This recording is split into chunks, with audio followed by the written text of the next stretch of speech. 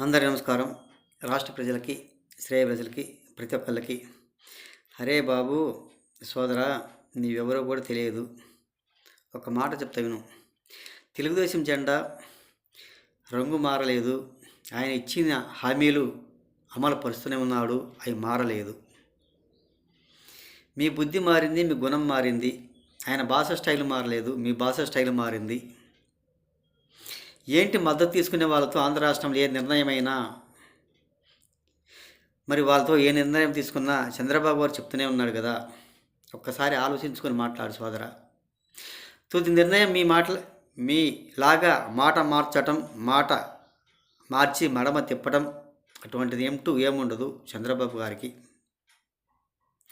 హామీలన్నీ ఎత్తివేయడం, సొంత రంగులు వేసుకోవడం చేశారు. ఒక్కసారి ఆలోచించుకొని మాట్లాడు సోదరా.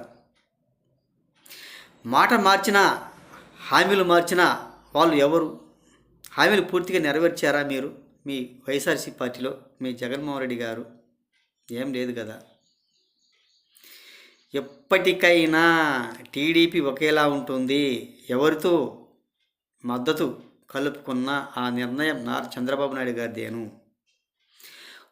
ఊసరు వెళ్ళే మాటలు మాట్లాడటం, రంగులు మార్చే మాటలు మాట్లాడటం, సొంత రంగులతో వేయటం అది మీకుంటుందే కానీ వీళ్ళకేం ఉండదు.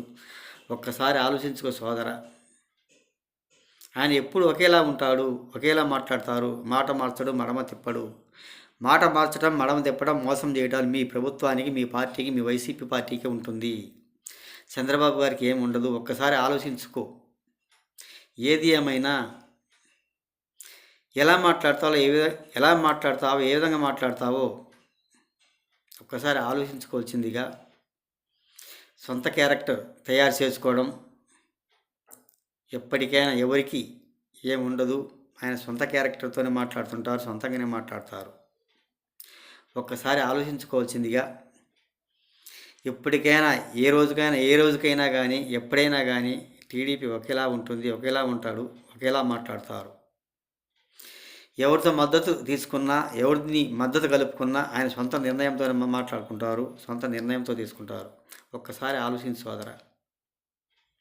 ఏది ఏమైనా అది చాలా మంచిది కూడా కాదు తెలియజేస్తూ, మీరు మాట్లాడటం సరిగా మాట్లాడండి, సరిగా వినండి, సరిగా మాట్లాడండి, ఆలోచించుకోండి.